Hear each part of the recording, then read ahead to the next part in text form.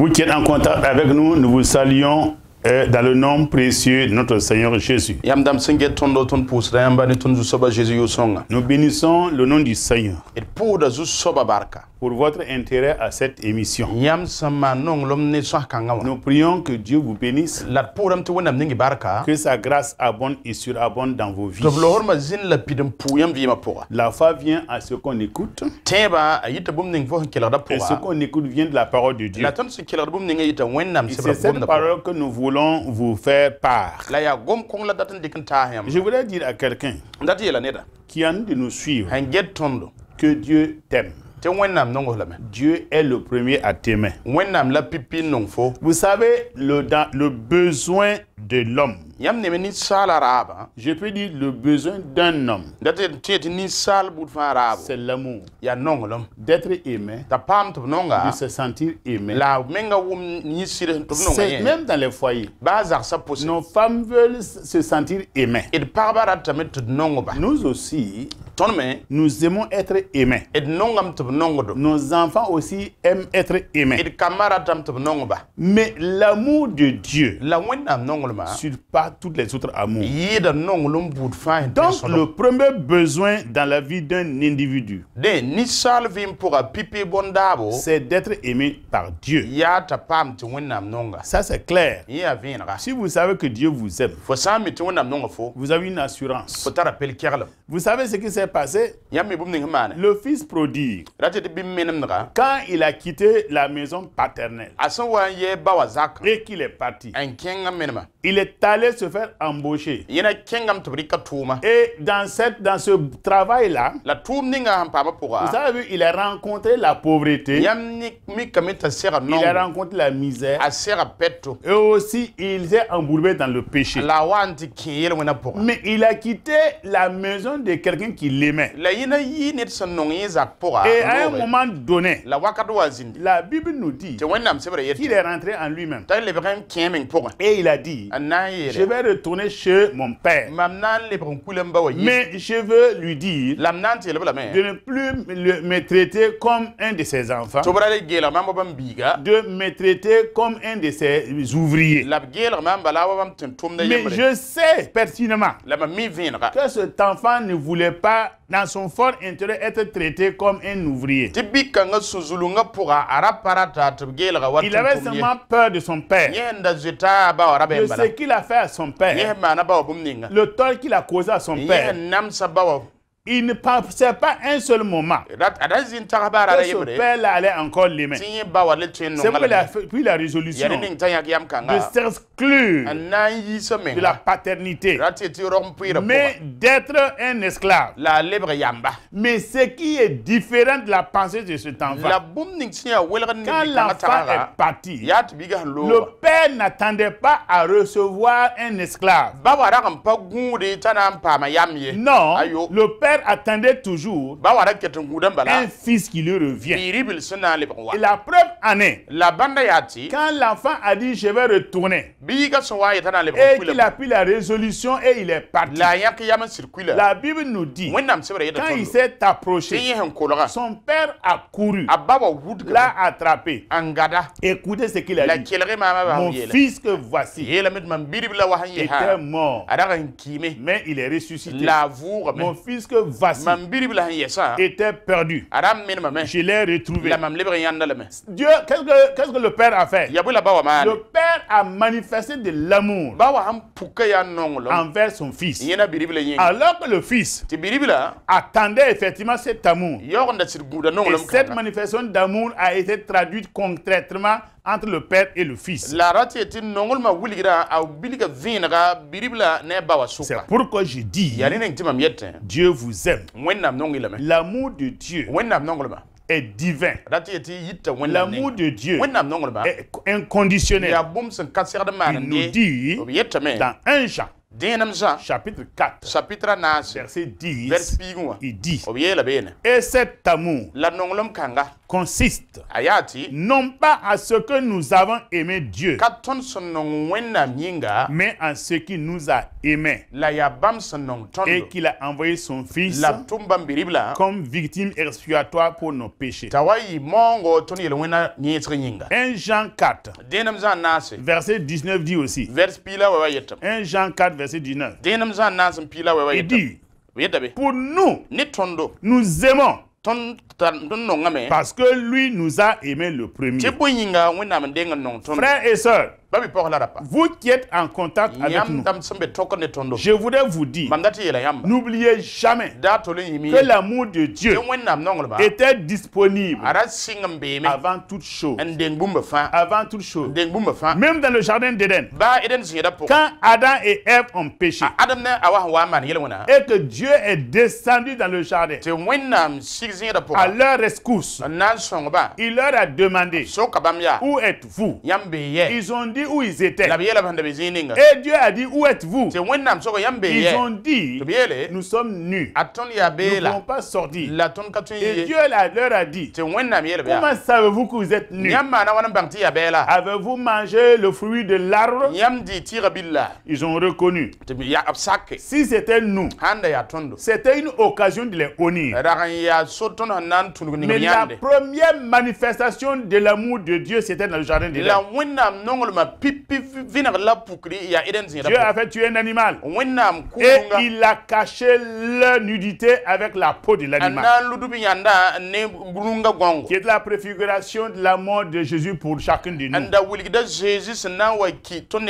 Donc l'amour de Dieu était déjà disponible avant toute chose.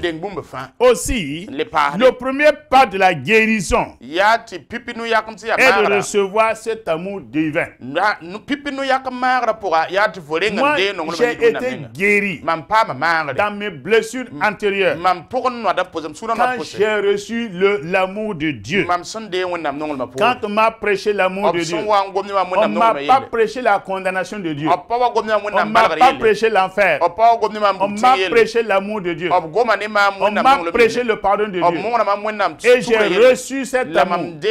J'ai reçu ce pardon. Et il y a une puissance qui est venue, qui m'a enveloppé, qui m'a fait oublier ce que j'avais subi, qui a guéri mes blessures. Dieu nous aime tel que nous sommes. Et il continuera de nous aimer tel que nous sommes. Le message que j'ai reçu est que Dieu a dit, il m'aime tel que je suis. Et Dieu t'aime tel que tu es. L'amour de Dieu ne réclame jamais un changement, mais il produit un changement. Il ne demande pas un changement avant de venir. Donc quand tu viens, c'est lui qui te change. Moi, je ne pensais jamais que je pouvais changer. Et quand on m'a dit que Dieu m'aimait, j'avais pensé qu'il faut que je mette ma vie en règle, que je change ma vie, que j'arrête certaines vies avant de venir. Et on m'a rassuré de venir à lui tel que je suis. Effectivement, je suis allé à Dieu tel que j'étais, en continuant à fumer, en continuant à faire le banditisme, en continuant à faire beaucoup d'autres choses. Mais c'est quand je suis rentré entre les mains de Dieu, dans les bras de Dieu, que Dieu a commencé à me changer. Parce que c'est lui qui m'a aimé. Et il a commencé à me transformer à son image. Il a commencé à me façonner, à faire de moi l'enfant qu'il voulait que je sois. Il a commencé à faire de moi le pôle qu'il veut qu'il soit, sans autre intermédiaire. Non, il n'y a pas eu de lutte. C'est lui-même qui a commencé à me changer. Et j'ai cru à ce changement quand beaucoup de gens qui me connaissaient, me voyant, m'écoutant, ont dit, c'est toi? J'ai dit oui. Et voilà ce qu'ils ont dit. Dieu est bon. Dieu est bon. Parce qu'ils ont trouvé que ce n'était plus la même personne. Mais je ne fais pas d'effort. Je suis venu exactement tel que j'étais. Les gens ne voulaient pas me voir. Les gens ne me comprenaient pas. Mais Dieu voulait me voir. Dieu me comprenait. Et comme je suis venu tel que Dieu voulait que je sois, c'est lui qui m'a pris, qui m'a transformé, qui m'a changé. Comme toi, il ne faut pas lutter. Il ne faut pas croire que tu es mauvais. Il ne faut pas croire que tu as trop tué. Il ne faut pas croire que tu as trop avorté. Il ne faut pas croire que tu as trop versé de sang. Il ne faut pas croire que tu as fait trop de mal. Non, regarde, l'amour de Dieu est plus que ce que tu as. L'amour de Dieu ne court pas ce que tu as fait. Non, l'amour de Dieu enlève tout ce que tu as fait. Il met derrière lui ton passé, ton présent. Il efface tout. Il dit, je ne me souviendrai plus jamais de vos péchés. C'est ce que Dieu fait. Si nous comprenons ce qui suit, son amour va opérer de grands changements dans votre vie personnelle ainsi que dans vos amitiés. Il va faire beaucoup de choses dans votre couple et dans votre famille. C'est quand je vous dis ce changement que Dieu a opéré dans ma vie, moi-même je ne le comprenais pas. Parce qu'avant que je me marie à ma femme, tel que j'étais, on lui a dit, c'est toi qui te maries avec Paul, il va te tuer. Tel qu'on me connaissait. Je suis un homme qui ne pardonne pas. Je suis un homme colérique. Et quand on me voyait, on ne pouvait pas savoir que je pouvais vivre avec une femme. C'est pas possible. Mais on lui a dit ceci. Mais elle a accepté de venir après ma conversion. Et c'était même plus le même Paul. Ça n'a pas été le même Paul. C'est vrai que le changement a pris beaucoup de temps. Mais il m'a changé. Depuis que nous vivons ensemble, ça fait 38 ans que je l'ai connu. Et 37 ans on s'est mariés. Je n'ai jamais une seule fois tapé même avec une fleur à ma femme. Je n'ai jamais tourné le dos à ma femme. Nous n'avons jamais boudé. Je n'ai jamais crié sur ma femme. C'est vrai que au début, avant que le changement ne s'opère, c'était une autre personne. Mais comme Dieu m'a promis de venir tel que je suis, il va me changer. Ma femme a compris que ce processus-là devait prendre du temps. Et quand le temps est arrivé, où Dieu m'a changé, elle a connu la différence. Et aujourd'hui, nous avons une vie harmonieuse avec ma femme, avec mes enfants, frères et sœurs. La Bible dit que lorsque nous étions des pécheurs, Christ est mort pour nous. Il dit dans Romains chapitre 5, versets 6 à 8. Romains 5, versets 6 à 8. Je voudrais ceux qui m'écoutent là, ceux qui nous regardent là, sache que Dieu n'a pas besoin que tu chantes avant de venir. Après que j'ai fini de prêcher, tu peux t'engager, pas dans une église, là où tu veux, et tu dis, je veux rencontrer Dieu, je veux l'amour de Dieu. Il va le faire. Il dit, dans Romains 5, versets 6 à 8, lorsque nous étions encore sans force, Christ au temps marqué est mort pour des impies. Et là, c'est ce qu'il dit. À peine mourrait-on pour un juste, quelqu'un peut-il aurait le courage de mourir pour un homme qui est bon? Mais en ceci, Dieu prouve son amour envers nous. Lorsque nous étions encore pécheurs, Christ est mort pour nous. Il y a un homme, comment on appelle ça, un criminel, qui est venu vers un pasteur, comme le message que je viens de vous prêcher. Il vient voir le pasteur. Il dit au pasteur qui a parlé de l'amour de Dieu, il ne croyait pas. Frères et sœurs, L'amour de Dieu est réel. Quand il dit il t'aime, il t'aime. Il ne regarde pas les considérations. Ce que les gens jettent là. Dieu a que les gens ne pardonnent pas là. Dieu pardonne. Il dit, est-ce que Dieu peut pardonner? On dit oui. Est-ce que Dieu peut pardonner à quelqu'un qui a déjà tué? On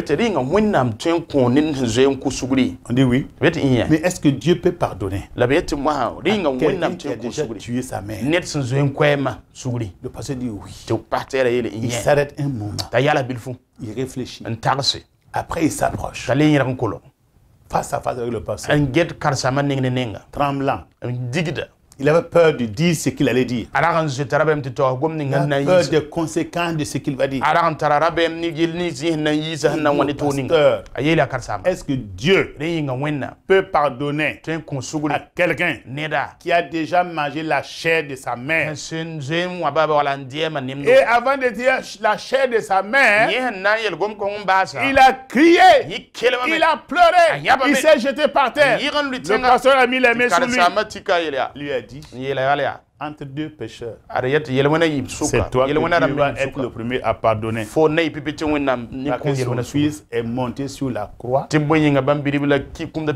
pour que tu sois pardonné. Cet enfant-là, il s'est donné à Dieu et il est devenu un grand serviteur de Dieu. Jésus-Christ prouve son amour envers nous en mourant à notre place. Ce que tu as fait et que tu penses que c'est abominable, que personne ne peut pardonner, et toi-même tu penses que ton paradis est déjà scellé, tu penses que tu es un enfant à l'enfer, tu penses que le ciel n'est plus pour toi. Dieu ne pense pas comme ça. Dieu ne pense pas comme ça.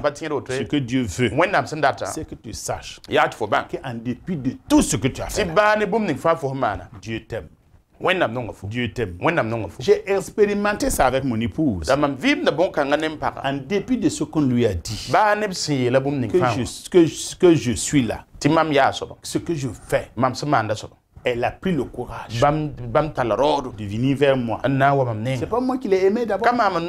C'est elle qui a dit, je t'aime et je veux que tu sois le père de mes enfants. C'est elle qui a d'abord manifesté son amour envers moi. Mais j'ai pris du temps pour l'aimer. Et je peux dire, jusqu'au mariage, je n'ai jamais dit en retour que je l'aimais. Mais elle a manifesté son amour envers moi. Au point que dans ma pauvreté, dans ma misère, moi je ne pouvais rien lui donner. Jamais. Je ne pouvais pas avoir un cadeau pour ma femme. Mais c'est elle qui chaque mois me donnait un chèque. Il y a 40 ans presque. Il y a eu un chèque de 25 000 francs par mois pour subvenir à mes besoins. Elle m'a mené. C'est elle qui m'a appris à manger ce qu'on appelle le jambon. C'est elle qui m'a appris à manger ce qu'on appelle les saucisses. C'est elle qui m'a amené ça. Je suis né au village, je ne connais pas ça. Mais à chaque fois qu'elle venait à Ouaga, elle m'amenait ça. C'est elle qui me payait les chemises. Et vous comprenez, elle a mis son amour envers moi. Et après j'ai accepté son amour. Et jusqu'à aujourd'hui, c'est vrai, moi aussi je fais maintenant pour elle. Mais elle n'a pas arrêté de faire pour moi. Gloire à Dieu. Parce que tout simplement, elle m'a aimé. Elle m'a aimé. Et quand je lis la Bible, c'est vrai que l'amour de Dieu est incomparable. Je vais en dépit de ce que je suis. Ma femme m'a aimé. Jusqu'à ce qu'elle accepte ce que les gens avaient dit que j'allais le faire là. Elle n'a pas résisté. Mais Dieu la même chose. Dieu nous aime tel que nous sommes. Tel que nous sommes. Tel que nous sommes. Tel que nous sommes. Dieu nous aime. Dieu nous aime. Vous savez, dans Sophonie 3:17, Dieu dit, Sophonie 3:17, Dieu dit, l'Éternel ton Dieu est au milieu de toi un héros. qui sauve. Il fera de toi sa plus grande joie. Il gardera le silence dans son amour pour toi. Il aura pour toi une triomphante allégresse. Dieu dit ça. Ton Dieu est au milieu de toi comme un héros qui va te sauver. Il fera de toi sa plus grande joie. À toi que je parle, il fera de toi sa plus grande joie. Il gardera le silence dans son amour pour toi. Il aura pour toi une triomphante allégresse. Je te dis une chose. Jésus-Christ a versé son sang et mouru sur la croix afin de payer pour ton péché. Il fut enterré. Il ressuscita. Et il alla au ciel. À cause de cela, frères et sœurs, Dieu se repose maintenant à jamais en son amour envers nous. C'est pourquoi il dit dans Romains 9:1 que son amour ne dépend ni celui qui veut, ni de celui qui court, mais de Dieu qui fait miséricorde. Tu comprends ça? Que l'amour de Dieu ne dépend pas de celui qui veut, ni de celui qui court, mais de Dieu qui fait miséricorde. Et c'est cet amour, cette miséricorde qu'il m'a accordé, qu'il t'accorde, qu'il va accorder à d'autres personnes. Il dit dans Jean 1 verset 12. Jean 1 verset 12. Mais à tous ceux qui l'ont reçu, elle a donné le pouvoir de devenir enfant de Dieu. À ceux qui croient en son nom, il nous a engendrés selon sa volonté par la parole de vérité. En ce que son amour va... Est-ce que son amour va échouer? Non. Son amour n'échoue jamais. Va-t-il un jour changer? Non. Non. Il ne changera jamais. Dieu t'aime tel que tu es. Je dis, à partir du jour, ne te lamente plus. Il t'aime tel que tu es. La plus belle chose que vous puissiez faire, c'est de laisser Dieu vous aimer tel que vous êtes. Il m'a aimé tel que j'étais. Alléluia. Il m'a aimé tel que je suis. Il m'a aimé tel que je suis. Là, il m'a aimé tel que je suis. Il t'aime tel que tu es. Il dit dans Romains 8, versets 28 à 30. Nous savons du reste que toutes choses concourent au bien de ceux qui sont appelés selon son destin. Car ceux qu'il a connus d'avance, il les a aussi prédestinés à être semblables à l'image de son Fils, afin qu'il soit le premier-né d'un grand nombre de frères. Écoute-moi bien. Et ceux qu'il a prédestinés, il les a aussi appelés. Et ceux qu'il a appelés, il les a aussi justifiés. Et ceux qu'il a justifiés, il les a aussi glorifiés. Et tu fais partie de ces personnes. Tu rentres dans la prédestination. Oh, Dieu te connaît. Ou Dieu t'a prédestiné à être à l'image de son Fils. Et encore, il t'a prédestiné. Et il t'a appelé. Et toi qui l'as appelé, il t'a justifié. Et toi qui l'as justifié, il t'a glorifié. Dans son omniscience, Dieu savait par son libre arbitre que tu choisiras de croire, que je choisirai de croire. Écoute-moi bien. J'ai été justifié. Tu es justifié. J'ai été sanctifié. Tu es sanctifié. J'ai été glorifié. Parce que Dieu a toujours été pour moi. Et Dieu sera toujours avec toi. Dieu sera toujours pour toi. Il ne t'abandonnera pas. Il dit, venez à moi. Il l'invite. Venez à moi. Vous qui êtes fatigués, chargé, je vous dis. Dieu appelle. Il te dit, ne baisse pas ta tête. Non, non, non, non. Ne baisse pas ta tête. Nettoie tes larmes. Tu as subi des torts. Tu es abandonné. Tu es malheureux. Tu penses que tu es un grand pécheur. Je t'annonce une bonne nouvelle. Il dit, viens. Viens. Viens. Il pardonne. Et quand il pardonne, il ne se souvient plus jamais. Non, non, non. Il dit, j'ai jeté vos péchés au fond de la mer. Au fond de la mer. Et quand j'écoute la profondeur de la mer, c'est que quand ton péché rentre à l'intérieur, il ne peut plus ressurgir. Dieu t'aime. Il va changer ta vie. Il va changer ta destinée. Il va faire de toi un nouveau mari. Il va donner la joie dans ton couple. Il va donner à toi, madame, un changement. Et tu vas redonner encore la joie dans ton couple. Il va donner au couple la joie. À ce que tu ramènes la joie dans ton foyer. Les enfants vont voir en vous des nouvelles créatures. Tu vas voir dans ton quartier. Les gens vont voir une nouvelle famille. Quel que soit ce que tu as fait, je dis maintenant, Seigneur, je te demande, pour tous ceux qui nous suivent, j'ai parlé en ton nom. J'ai dit que tu aimais tous ceux qui nous regardent, que tu aimais ceux qui nous écoutent, que tu aimais personne qui vient à toi dehors. Tu as dit que même si leur péché est rouge comme la cramoisie, tu vas les laver pour qu'ils deviennent blancs comme la neige.